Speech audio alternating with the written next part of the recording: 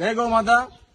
આજ રોજ કણકોટ ગામ એટલે કે કણકોટ 3 આ વાંકાનેરથી નજીક કણકોટ 3 માં 2 ગૌવંશ ઉપર એસિડ એટેક કરવામાં આવ્યા છે અને ગામમાં એવું જાણવા મળ્યું છે કે આવું અવારનવાર આવા મૂંગા જીવ ઉપર એસિડ એટેક કરવામાં આવે છે અને ખૂબ જ અત્યાચાર કરવામાં આવે છે। તેમ છતાં પણ પ્રશાસન અત્યારે કંઈ કરતું નથી। તો અમે અત્યારે પ્રશાસનને વિનંતી કરી છે કે તમે લોકો આવા નરાધમોને ગોતો અને ગોતીને એની ઉપર કાયદેસરની કાર્યવાહી કરવામાં આવો, જેથી કરીને કોઈ પણ અબોલ જીવ ઉપર આવી રીતે એસિડ એટેક કરવામાં ન આવે।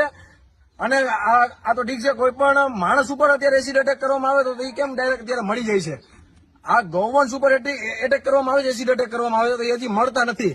આની હાલત તમે જોઈ શકો, આ ખૂબ જ ગંભીર હાલત છે। અત્યારે બે ગૌવંશ ઉપર એસિડ એટેક કરવામાં આવ્યું છે અને એક ગૌવંશ પેલા એસિડ એટેક કરવામાં આવ્યું હતું, તેમ છતાંય પાછું થોડોક સમય પછી પાછું એની ઉપર એસિડ એટેક કરવામાં આવ્યું છે।